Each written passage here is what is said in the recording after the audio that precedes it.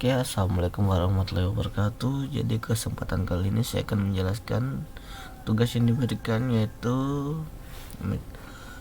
pembayaran metode gateway pada Midrange. Di sini terdapat beberapa proses pembayaran. Di sini pada saat kita melihat proses to payment, di sini akan menampilkan tampilan dari Snap.js dari Midrange itu sendiri.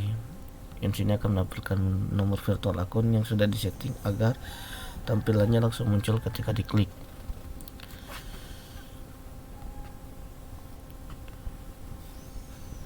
Setelah kita menyalin kode number virtual akun, kita akan lakukan pembayaran di simulator yang telah disediakan oleh Midrange.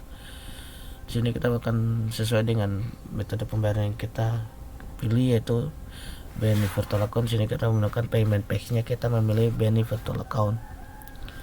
Kemudian kita pastekan inquire, kemudian kita pay, maka paymentnya sini akan sukses. Jadi ketika di sini kita menekan back to merchant, maka di sini paymentnya akan sukses. Dan kemudian pada transaksi Midrange itu sendiri sudah settlement atau berhasil.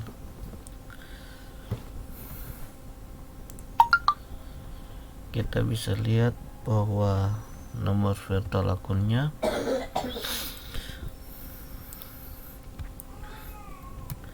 sama dengan virtual akun yang tadi kita. Kemudian kita akan coba sekali lagi untuk melakukan proses pembayaran. Kita copy. Di sini bisa kita lihat terdapat sebuah data baru yang dimana statusnya adalah pending.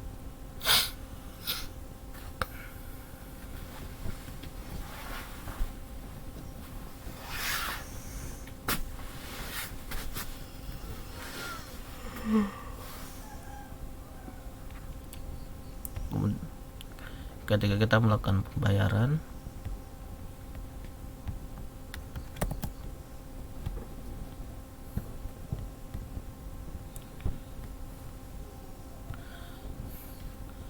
maka statusnya dari pending akan berubah menjadi settlement.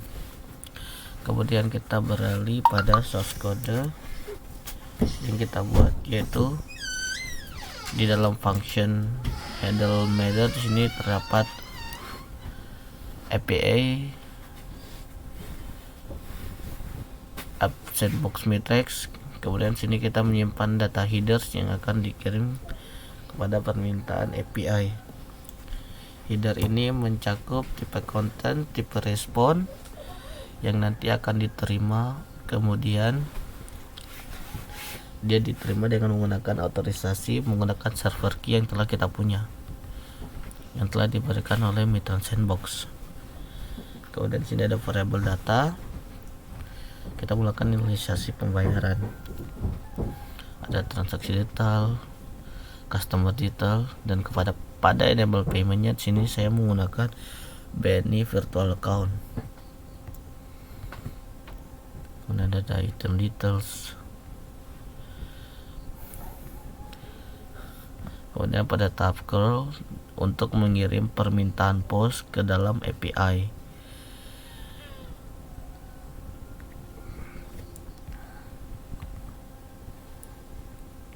URL yang kita ambil ini.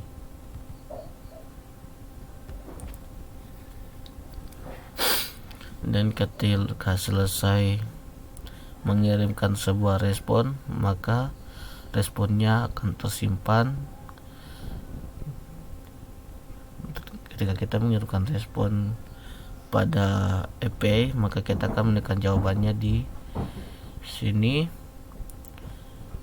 Kemudian kita akan menyimpannya ke dalam variabel respon. Kemudian di sini ada sebuah pemisalan. Jika permintaannya gagal, maka akan memunculkan failure to call API. Tapi ketika datanya berhasil, maka data tersebut akan diubah menjadi sebuah JSON.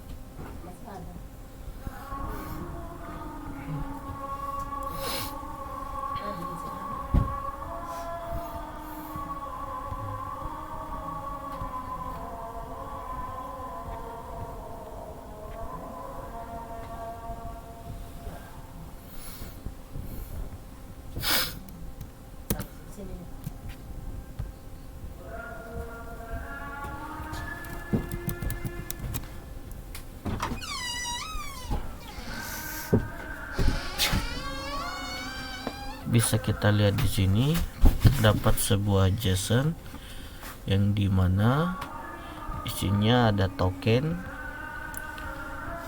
dan predict URL.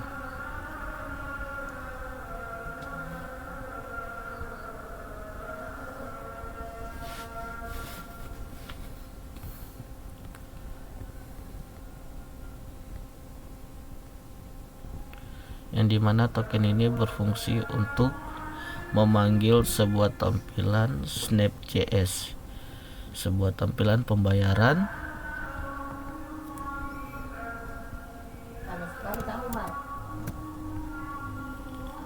yaitu dengan menggunakan sebuah script yang telah disediakan oleh Mitrans. Di sini kita menggunakan client key yang telah disediakan oleh Mitrans.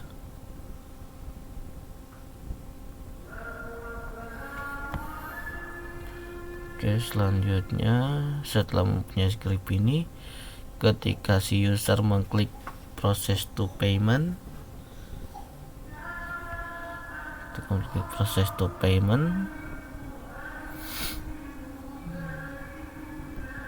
maka akan diarahkan ke bagian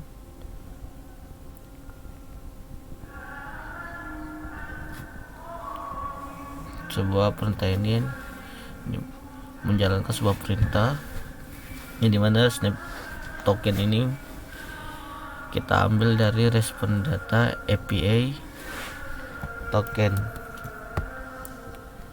Token ini disimpan ke dalam variabel token, kemudian kita gunakan di perintah function ini Snap token.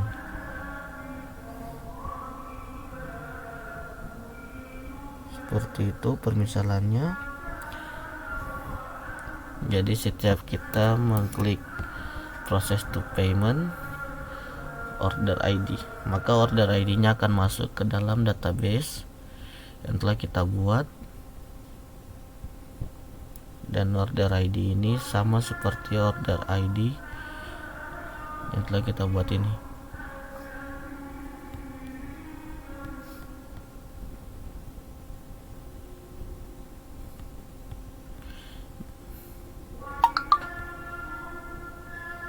Jadi ketika order ID ini disimpan, kita bisa gunakan untuk menampilkan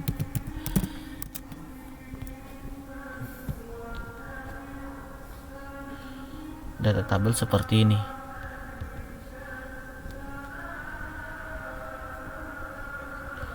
Pada contoh codingannya,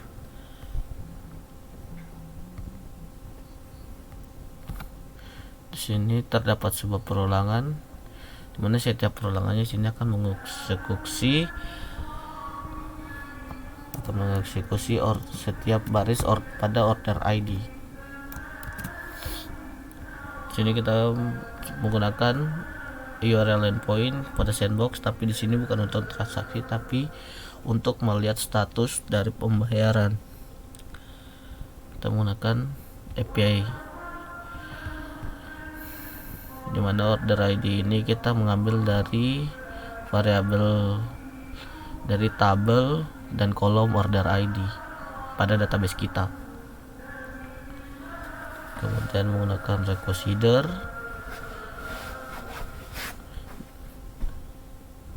respon diterima nanti akan jadi apa, dan otorisasinya di sini kita menggunakan server key. Sama dengan angka tadi, di sini menggunakan request API, namun di sini kita menggunakan metode get, bukan menggunakan metode post, yang dimana hasil dari ini akan disimpan ke dalam variabel result.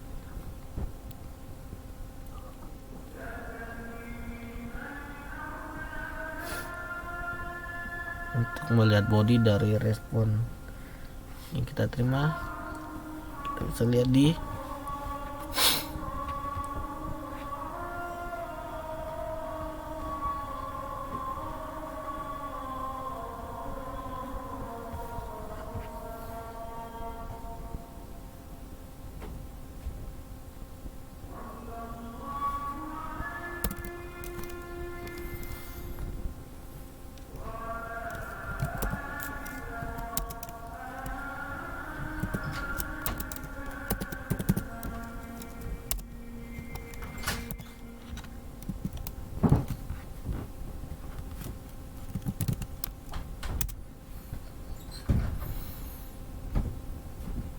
Jadi kita akan melihat respon yang telah kita lihat. Sini terdapat transaksi ID, gross amount, order ID. Di sini untuk melakukan sebuah pengolahan JSON untuk menampilkan data.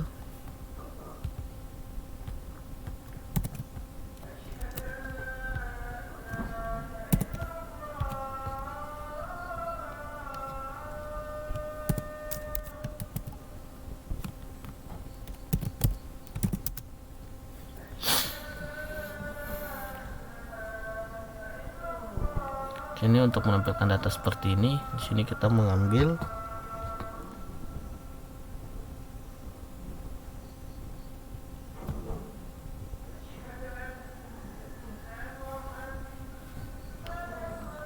data dari sini, seperti contohnya seperti order ID.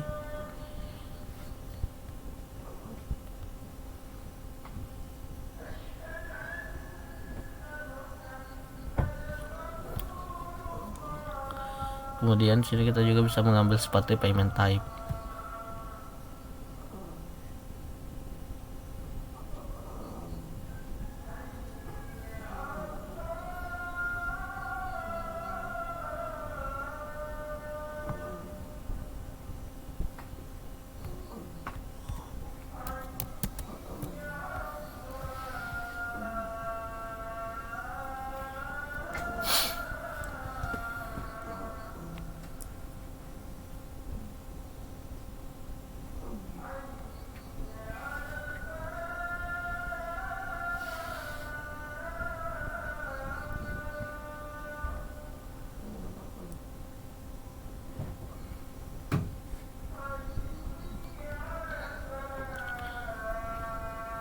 Dan nanti kita mengambil data dari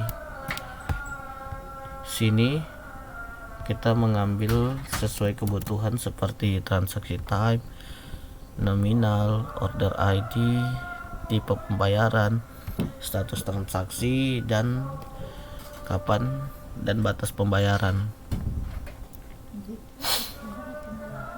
yang dimana data ini disimpan ke dalam sebuah array dalam JSON.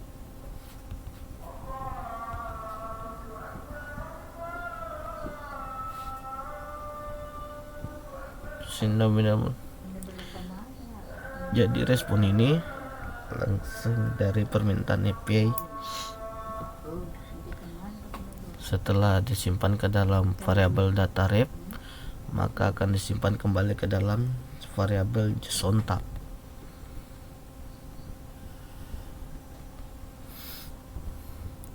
Setelah itu hasil dari JSON, entah kita bisa menuliskan seperti ini.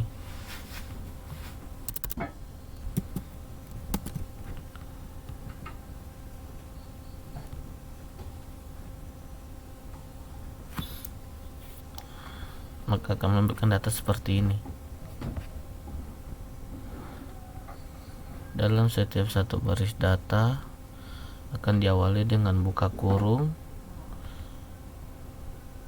dan diakhiri dengan tutup kurung kurawal. Ya, setelah kita mendapatkan data seperti ini, kita akan mengkonvert dengan data seperti ini. Caranya di sini dengan kita membuat penulisan HTML pada tabel bodinya. Di sini kita menggunakan perlangan JSON tab. Maksud dari perlangan ini untuk menguraikan data-data yang kita dapatkan dari JSON-nya. Sini terdapat order ID, nominal, transaksi time, tipe, status, dan expire. Maka nanti tampilannya akan berubah menjadi seperti ini. Tampilannya akan terlihat lebih rapi.